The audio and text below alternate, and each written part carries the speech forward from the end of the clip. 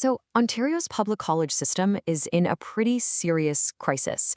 But this isn't just another story about budget cuts. Nope. This is about where billions of our taxpayer dollars are being moved. And it all starts with one single, really staggering number. 10,000. That's the number of staff jobs that have been lost right across Ontario's public college system. It's a huge figure that really got people's attention, and it points to a system that is in some deep, deep trouble. And that really brings us to the core question we're digging into here, right? If the public system is hemorrhaging jobs and shutting down programs, but the government keeps saying it's spending more on skills training, then where is all that money actually going? Okay, to get to the bottom of that, we first have to understand the crisis itself, because this didn't just happen overnight. It was more like a perfect storm, a bunch of different things all hitting at the same time, and they've been brewing for years. And the scale of this thing it's just massive. Get this, 19 out of 24 public colleges are in the red. We're talking hundreds of programs being shut down. And here's the number you really need to hear. Provincial funding only covers about a quarter of a college's basic operating costs. You want to know what it is in other provinces? It's closer to 60%. So when the recent federal cap on international students hit, which colleges were kind of forced to rely on for money, that was pretty much the final blow. So it's pretty clear the public system is being starved for cash. But here's the weird part, the paradox. The total amount of provincial money being spent on skills and training has actually gone up. And this is where the story starts to get really interesting. You have to go back to 2019 to see how this all got started. The government split post-secondary education into two totally separate ministries. Now, that might sound like a boring bureaucratic shuffle, but it was a huge deal. It basically created a whole new lane for a second separate training system. By 2020, they had a new fund just for what they called non-college training providers. And that, my friends, became the Skills Development Fund, or SDF, which basically built a private training world running right alongside the public one. And when you look at the numbers, the result of that split is, well, it's stark. While the money for public colleges just flatlined or even went down, the funding for this new Skills Development Fund just exploded. We're talking an increase of 800% since 2020. So the key thing to realize is the money wasn't cut, it was moved. So what exactly is this fund that's gotten over $2.5 billion in spending and commitments? Well, the sources we're looking at call it a black box, and for good reason. Just look at the difference in accountability. The public college system, it's all built on being transparent. We know their graduation rates, we know if employers are happy, it's all out there. But with the SDF, what do we get? Mostly press releases and feel-good stories. It's just a completely different level of scrutiny. And when we say black box, this is exactly what we're talking about. There's no single public list of who gets money every year. A lot of the time, we don't know the specific details of what they were even funded to do. And here's the kicker. There is no public project-level reporting on the results. Did people actually finish the training? Did they get jobs? For billions of dollars in public spending, we just don't know.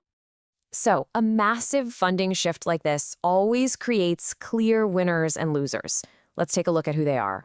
First up, the losers. Really well-respected culinary programs at Confederation College in Thunder Bay and at Loyalist and St. Lawrence Colleges in Eastern Ontario. They've either been suspended or shut down entirely. And these weren't just any old programs. They were absolutely vital to rural economies that are desperate for workers in hospitality. And hey, don't just take my word for it. This quote from someone in Prince Edward County, a huge tourist area served by these colleges, just says it all. These programs weren't just classrooms. They were the economic engines for their whole communities. So while these proven programs in communities that desperately need them are closing their doors, a very, very different story is playing out in the Greater Toronto Area. $11.1 million. That's how much money from the Skills Development Fund went to just one company, Scale Hospitality, a private restaurant group in Toronto, over 2 rounds of funding. $11.1 million. Okay, let's look at another one. Northern College, way up in Ontario's mining country. They had a hard rock miner program with a jaw-dropping 95% employment success rate over a decade. It was a proven pipeline to great jobs. And yet, that college is now facing a multi-million-dollar deficit. This table just lays it out so clearly.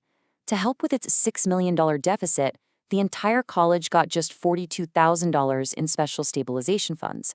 Meanwhile, Agnico Eagle, a huge private mining corporation, got a $10 million grant from the SDF to train just 150 workers, training the college itself used to help provide. Now, when you see such a massive shift in funding away from public institutions and towards very specific private companies, well, according to the sources, that's raised some questions about influence. So let's just follow the data from the Public Lobbying Registry. Take a look at this timeline. It's pretty striking. In November 2022, a firm called Atlas Strategic Advisors starts lobbying for Scale Hospitality, that restaurant group we just talked about. Then, over the next 2 years, Scale gets its $11.1 million in grants from the SDF. And the lobbying contract? It ends in February 2025. So who is this firm? Well, according to the source documents, Atlas Strategic Advisors was founded by Amin Masoudi. He was previously Premier Doug Ford's principal secretary, and he also chaired Ford's winning 2022 election campaign. Okay, so we've seen a funding crisis, we've seen a massive shift in money, and we've seen questions of influence. But why does any of this actually matter to the average person? What are the real stakes here for the future of skills in this province? Well, the thing is, the public college system plays a role that just can't be replaced. For one, they are the absolute backbone of the skilled trades. They handle 80% of apprenticeships. They're in every single region, adapting to what the local community needs. And crucially, they create workers who are broadly employable, with skills you can take anywhere, not just to one company. And they're a safety net, helping people get back on their feet when they get laid off. One of the sources we looked at uses this really powerful phrase to describe the potential risk. When you move money from broad public education to very narrow company-specific training, you risk creating the next generation of company towns, where a person's entire future is tied to the success of just one single employer. And really, that leaves us with this final critical question.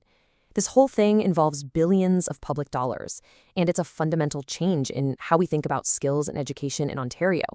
So we have to ask, when public money is used to create private training systems, who really benefits in the end? Is it the worker, who gets broad, transferable skills for a lifelong career? Or is it the corporation that gets its own training costs paid for by you, the taxpayer?